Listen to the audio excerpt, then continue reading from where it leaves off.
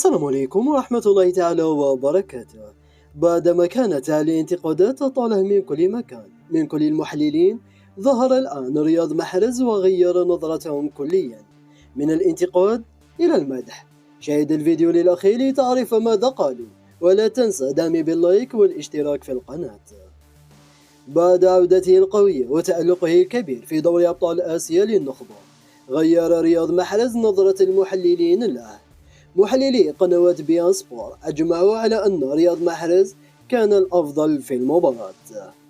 وحمد الصنيع محلل SSC قال عن رياض محرز لاعب كبير، عنده شيء مميز غير لاعبي العالم كلهم، وهو الكنترول. تتفرج على رياض محرز تستمتع. رياض محرز قادر على قيادة الأهلي لمرحلة أعلى من الموجود فيها حاليا. على اللاعبين السعوديين الكل عليهم مشاهدة رياض محرز والتعلم منه. رياض محرز لديه شخصية رائعة، هو كنز، وعلى اللاعبين الاستفادة. أما أحمد عفيفي فكان مبدع في كلامه على رياض محرز، وقال: مستوى الكواليتي في الكرة يوجد 21 لاعب ويوجد رياض محرز.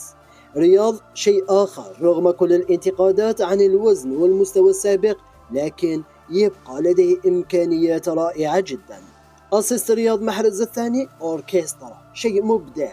رياض مزيكا، مهما كان تحت الضغط عندما تعطيه الكرة راح يعطيك الحلول.